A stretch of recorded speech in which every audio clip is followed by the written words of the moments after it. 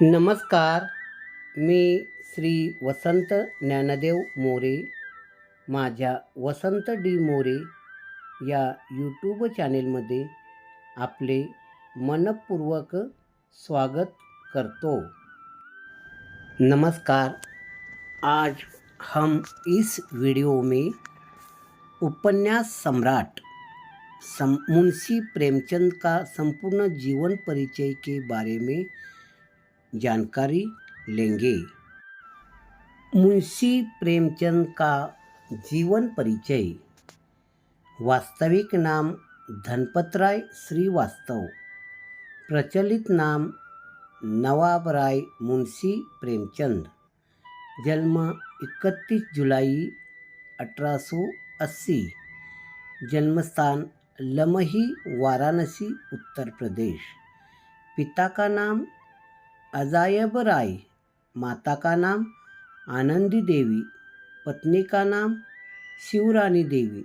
संतान श्रीपत राय, अमृत राय, कमला देवी श्रीवास्तव. लेखक, अध्यापक, पत्रकार.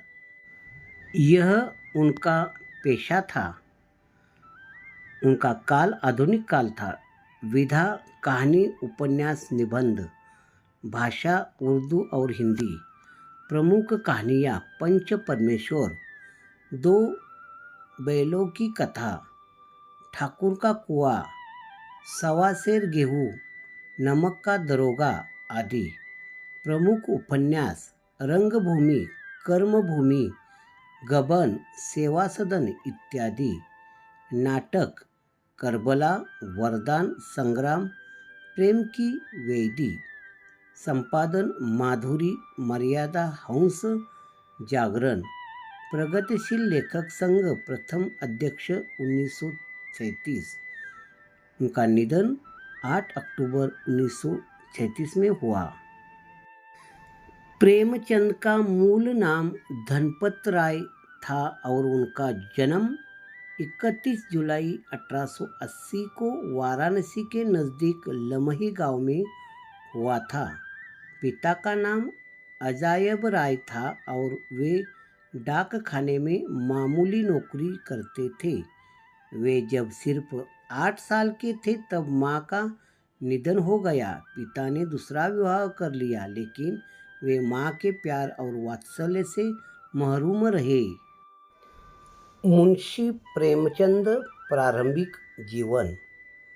मुंशी प्रेमचंद जी का जन्म की बात करें तो 1880 में काशी से लगभग 4 मील दूर तक एक लमही गांव में एक गरीब परिवार में हुआ था. उनके पिता अजायब राय एक डाकिया के रूप में काम करते थे. जब प्रेमचंद जी केवल 7 वर्ष के थे तब उनकी माता की मृत्यु हो गई और 14 वर्ष के थे तब उनकी पिता की मृत्यु हो गई. इसके बाद उनके परिवार की आर्थिक स्थिति और भी खराब हो गई. मुंशी प्रेमचंद जी का साहित्यिक यात्रा का आरंभ. सरकारी नौकरी छोड़ने के महात्मा गांधी के आह्वान पर प्रेमचंद ने भी अपनी नौकरी से त्याग कर दे दिया. इसके बाद उन्होंने कुछ समय तक कानपुर के मारवाड़ी स्कूल में पढ़ाया और फिर काशी विद्यापीठ में प्रधान अध्यापक के रूप में काम किया. इसके बाद उन्होंने विभिन्न पत्रिकाओं का संपादन किया और काशी में एक प्रेस की स्थापना की, जिससे साहित्यिक गतिविधियों को नया आयाम मिला. प्रेमचंद 1934-35 में जब उन्होंने मुंबई की एक फिल्म कंपनी में 8,000 रुपये के वार्षिक सैलरी पर जॉब कर ली, लेकिन यह कार्यकाल भी लंबे समय तक नहीं चला. प्रेमचंद अंत में जलोदर से बीमार होकर 8 अक्टूबर 1936 को काशी में अपने गांव में उनकी मृत्यु हो गई. मुंशी प्रेमचंद की जीवन यात्रा संघर्षों और साहित्यिक उत्कृष्टता से भरी रही। उनके समर्पण और सृजनात्मकता ने हिंदी साहित्य को अमूल्य विरासत दी जो आज भी प्रेरणा का स्रोत है। मुंशी प्रेमचंद ने अपने जीवन की शुरुआती दिनों में घर की जिम्मेदारी संभालनी शुरू कर दी और रोटी कमाने के लिए ट्यूशन का सहारा लिया। कठिन परिस्थितियों के बावजूद भी प्रेमचंद जी ने मैट्रिक की परीक्षा पास की और अपनी शैक्षिक यात्रा जारी रखी। उनके संघर्षपूर्ण जीवन ने उन्हें समाज की वास्तविकताओं को समझने और उन्हें अपने साहित्य में व्यक्त करने के लिए प्रेरित किया। प्रेमचंद की विवाह कम उम्र में ही हो गई थी, लेकिन यह शादी सफल नहीं रही। इसके बाद उन्होंने शिवरानी देवी से दूसरी विवाह की, जिससे उन्हें ताकत मिली। एक स्कूल मास्टर के रूप में वे काम करते हुए उन्होंने अपनी शिक्षा जारी रखी और MA और BA अर्जित किया। परीक्षाएं सफलतापूर्वक उत्तीर्ण की। अपनी कड़ी मेहनत और लगन के बल पर उन्हें 1921 में गोरखपुर में स्कूल के उप निरीक्षक के पद पर नियुक्त किया गया। उनकी उस उपलब्धि से उनके जीवन में स्थिरता और संतुष्टि आई और साहित्यिक गतिविधियों के लिए समय और संसाधन भी मिले। शिक्षा और विवाह। प्रेमचंद जी की पहली विवाह कम उम्र में ही हो गई थी, लेकिन यह विवाह सफल नहीं रही। बाद में दूसरी विवाह शिवरानी देवी से की, जिन्होंने अपने जीवन में स्थिरता अपना लिया। इस दौरान उन्होंने एक स्कूल मास्टर के रूप में काम करते हुए अपनी शिक्षा जारी रखी और FA और BA प्राप्त किया। परीक्षाएं सफलतापूर्वक उत्तीर्ण की। उनकी कड़ी मेहनत और लगन का फल 1921 में मिला, जब उन्हें गोरखपुर में स्कूल उपनिरीक्षक स्कूल मास्टरी के पद नियुक्त किया गया। इस पद से न केवल उन्हें व्यावसायिक पहचान मिली, बल्कि यह उनकी साहित्यिक कार्यों के लिए भी महत्वपूर्ण साबित हुआ। प्रेमचंद का पहला विवाह। प्रेमचंद की पहली विवाह उनके सौतेले दादा ने तब तय की थी जब वह सिर्फ 15 साल के थे। विवाह के समय यह स्पष्ट हो गया कि लड़की न तो दिखने में सुंदर थी और न ही स्वभाव में मधुर थी। वह झगड़ालू स्वभाव की थी, जबकि प्रेमचंद संवेदनशील और कल्पनाशील व्यक्ति थे। इस वजह से ये शादी उनके लिए दुखद साबित हुई और अभिशाप जैसी बन गई। इस अनुभव से आहत होकर प्रेमचंद ने निर्णय लिया कि भविष्य में वह एक ऐसी विधवा से विवाह करेंगे जो उनके उच्च विचारों और आदर्शों के अनुरूप हो। इस प्रकार उन्होंने शिवरानी देवी से दूसरी शादी की, जिसमें उसके जीवन में स्थिरता और सद्भाव आया। प्रेमचंद का दूसरा विवाह 1905 के अंतिम दिनों में प्रेमचंद ने शिवरानी देवी से विवाह किया। शिवरानी देवी एक बाल विधवा थी और उनके पिता फतेहपुर के पास एक साहसी जमींदार थे। इस शादी से उनके पिता भी बेहद खुश थे कहा जाता है कि इस दूसरी शादी के बाद प्रेमचंद के जीवन में सकारात्मक बदलाव आए और उनकी आर्थिक कठिनाइयाँ कम हो गई। प्रेमचंद की भी पदोन्नति हुई और उन्हें स्कूल का उपनिरीक्षक बना दिया गया। प्रेमचंद ने इस खुशी में 5 कहानियाँ का संग्रह सौजे वतन प्रकाशित हुआ, जिनकी लोकप्रियता मिली। शिवरानी देवही द्वारा लिखित पुस्तक प्रेमचंद घर उनके जीवंत और अंतरंग चित्र प्रस्तुत करती है। प्रेमचंद स्वभाव से सरल एवं प्रसन्न व्यक्ति थे और वे सभी पर भरोसा करते थे, लेकिन दुर्भाग्यवश उन्हें अक्सर विश्वासघात सहना पड़ा। उसने कई लोगों के पैसे उधार दिए, लेकिन उनमें से ज़्यादातर ने उसे धोखा दिया। इस बावजूद प्रेमचंद ने हिंदी साहित्य को अमूल्य विरासत देते हुए अपनी रचनात्मकता और साहित्यिक रचनाएं जारी रखी। उनका जीवन संघर्ष और उपलब्धियों से भरा रहा, जो आज भी साहित्य प्रेमियों के लिए प्रेरणा का स्रोत है। मुंशी प्रेमचंद साहित्यिक परिचय। मुंशी प्रेमचंद ने अपने साहित्यिक जीवन में लगभग 1 दर्जन उपन्यासों और 300 कहानियों की रचना की।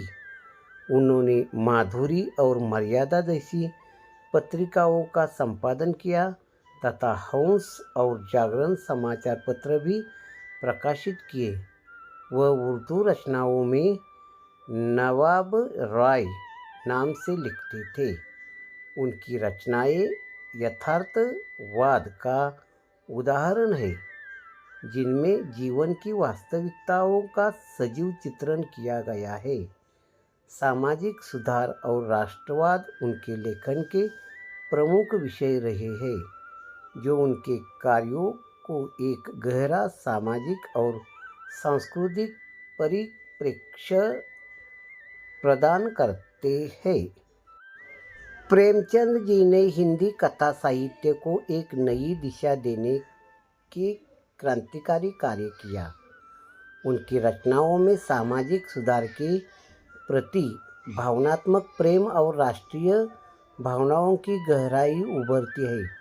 उनकी कहानी माँ अपने समय की सामाजिक और राजनैतिक परिस्थितियों का संपूर्ण चित्रण है। उन्होंने किसानों की दुर्दशा, सामाजिक बंधनों में उलझी महिलाओं की पीड़ा और जाति कठोरता के बीच सन्यासी परिवार की पीड़ा का गहन चित्रण किया है। प्रेमचंद ने अपनी किताबों में यह भी लिखा है कि वे भारत के दलित लोगों, शोषित किसानों, मजदूरों और उपेक्षित महिलाओं के प्रति सहानुभूति रखते थे।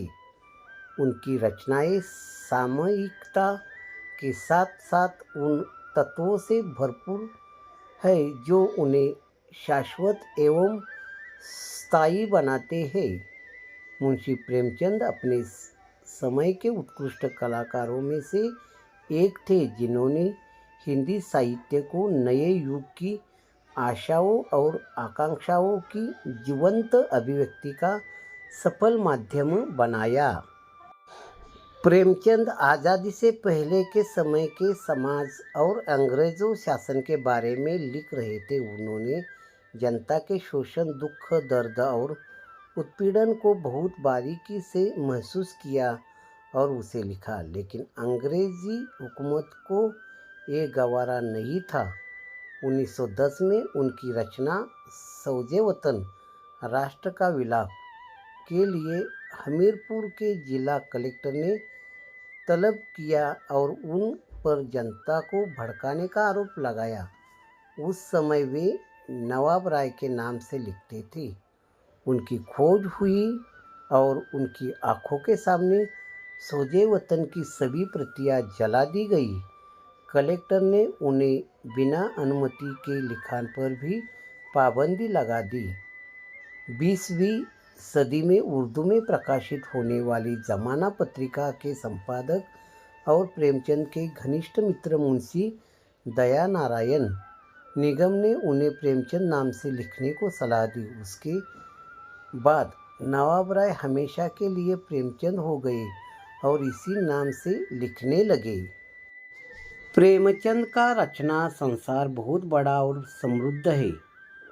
बहुआयामी प्रतिभा की धनी प्रेमचंद ने कहानी, नाटक, उपन्यास, लेख, आलोचना, संस्मरण, संपादकीय जैसी अनेक विधाओं में साहित्य का सृजन किया है। उन्होंने कुल 300 से ज़्यादा कहानियाँ, 3 नाटक, 15 उपन्यास, 10 अनुवाद, 7 बाल पुस्तकें लिखी। इसके अलावा सैकड़ों लेख संपादकीय लिखे जिसकी गिनती नहीं है। हालांकि उनकी कहानियाँ और उपन्यास उन्हें प्रसिद्ध के जिस मुकाम तक ले गए वो आज तक अछूता है। प्रेमचंद ने शुरुआती सभी उपन्यास उर्दू में लिखे जिनका बाद में हिंदी में अनुवाद हुआ। 1918 में सेवा सदन उनका हिंदी में लिखा पहला उपन्यास था। इस उपन्यास को उन्होंने पहले बाज़ारे हुस्न नाम से उर्दू में लिखा, लेकिन हिंदी में उनका अनुवाद सेवा सदन के रूप में प्रकाशित हुआ। यह एक स्त्री के वेश्या बनने की कहानी है। हिंदी साहित्यकार डॉक्टर रामविलास शर्मा के मुताबिक सेवा सदन भारतीय नारी की पराधीनता की समस्या को सामने रखता है। इसके बाद 1921 में किसान जीवन पर उनका पहला उपन्यास प्रेमाश्रम प्रकाशित हुआ। अवध के किसान आंदोलनों के दौर में प्रेमाश्रम किसानों के जीवन पर लिखा हिंदी का शायद पहला उपन्यास है। फिर रंगभूमि, कायाकल्प, निर्मला, गबन, कर्मभूमि से होता हुआ उपन्यास लिखने का उनका यह सफ़र 1936 में गोदान के उफक तक पहुंचा।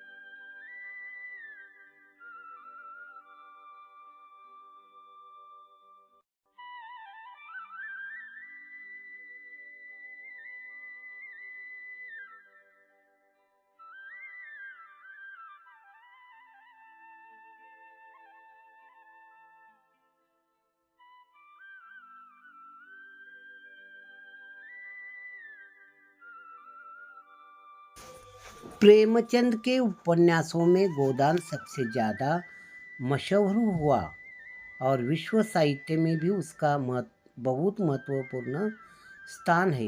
एक सामान्य किसान को पूरे उपन्यास का नायक बनाना भारतीय उपन्यास परंपराओं की दिशा बदल देने जैसा था।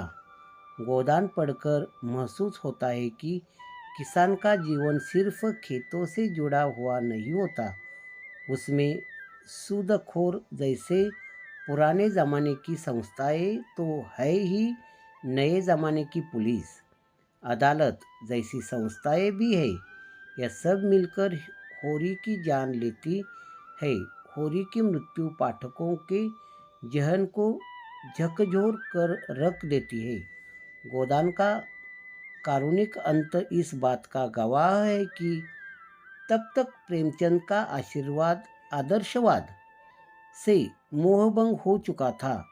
उनकी आखिरी दौर की कहानियों में भी ये देखा जा सकता है। जीवन के आखिरी दिनों में वे उपन्यास मंगलसूत्र लिख रहे थे जिसे वे पूरा नहीं कर सके। लंबी बीमारी के बाद 8 अक्टूबर 1936 में उन्होंने आखिरी सांस ली। प्रेमचंद अपने उपन्यासों में भारतीय ग्रामीण जीवन को केंद्र में रखते थे। प्रेमचंद ने हिंदी उपन्यास को जिस ऊंचाई तक पहुंचाया वो आने वाली पीढ़ियों के उपन्यासकारों के लिए एक चुनौती बनी रही। प्रेमचंद के उपन्यास और कहानियों का भारत और दुनिया की कई भाषाओं में अनुवाद हुआ है। प्रेमचंद हिंदी साहित्य में एक मील का पत्थर है और बने रहेंगे। मेरा मुंशी प्रेमचंद का संपूर्ण जीवन परिचय, ये वीडियो आपने मनपूर्वक और ध्यान से पढ़ा और देखा, इसलिए आपका धन्यवाद।